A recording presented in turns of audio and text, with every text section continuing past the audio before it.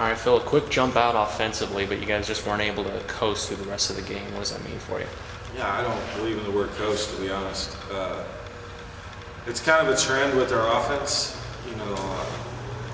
We got to learn how to close a game out, not necessarily always in the ninth inning, in a comeback situation or a tie game situation, but we got to learn how to bury a team early if we have opportunity as an offense. And that's something, we do a lot of good things. We've done a lot of good things. We always talk about getting better. There's always room for improvement.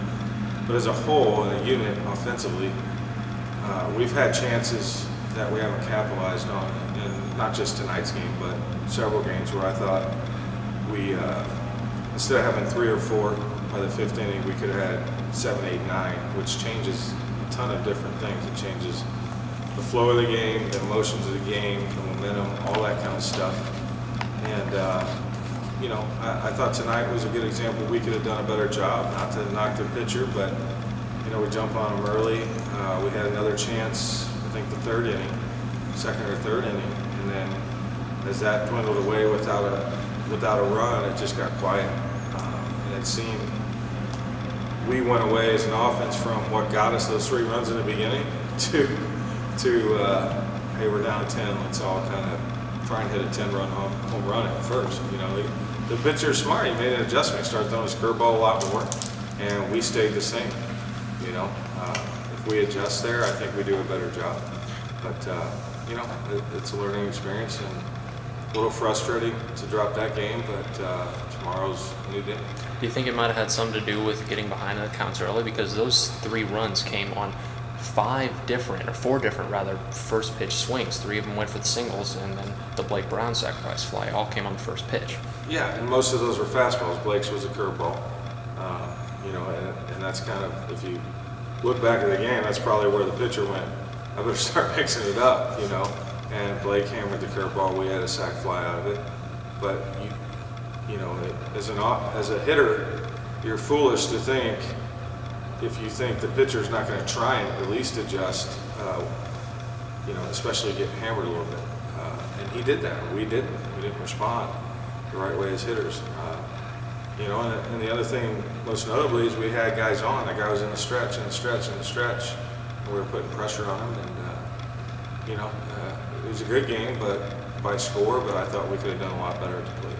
Now you talk about making adjustments overall. You talk about how Pat McGrath made adjustments. What about the adjustments you saw from Will Danshek? Because he did well through those first few innings, but then the 5th inning came along, and that's when the struggle started to show.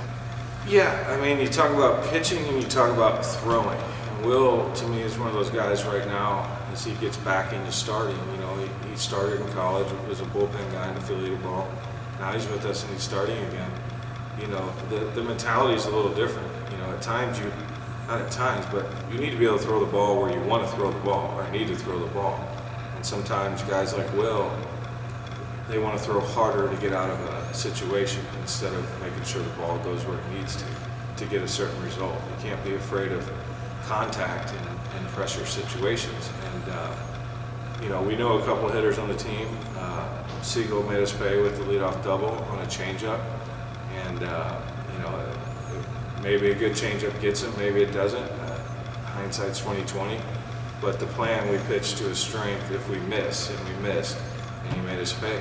Those are all situations from the catchers and the pitchers. You got to know your strengths and their weaknesses and balance it out. That's what a game plan is. And in Will's defense, he was a ground ball away, but he didn't get it. They barreled some balls. We made some plays. Logan made 1, 2, knocked one down. Couldn't throw the guy at home. Just that's what happens when base runners get on and guys put balls in play.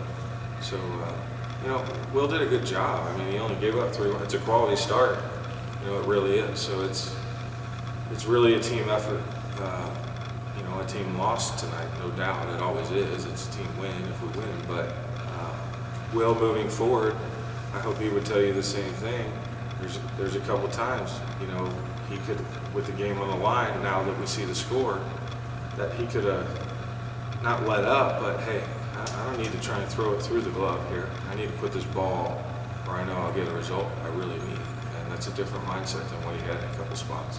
Now you talk about his transition from bullpen to starter. Looking at your bullpen, another great night overall, 3+ innings. Again, no earned runs allowed. That's a sub-2 ERA in their past around 27 innings of work now. How has that been so beneficial to your team? They're fresh. They have a ton of talent. They throw a lot of strikes, and you know, a lot of times when balls are put in play off of them with their stuff, it's on the ground, and we can make plays. You know, my hat's off to them. I hope it continues. I look forward to watching it continue. I don't even talk about it. Keep going, boys.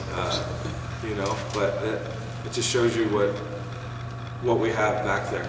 Everybody has a good or a bad day here and there, but that's a talented group. And, as long as the starters do what they're doing, the offense holds up their end of the bargain, and defense, and if we get to them with a lead, it's going to be tough to beat us. Phil, Logan, thanks. Thanks for being here, man.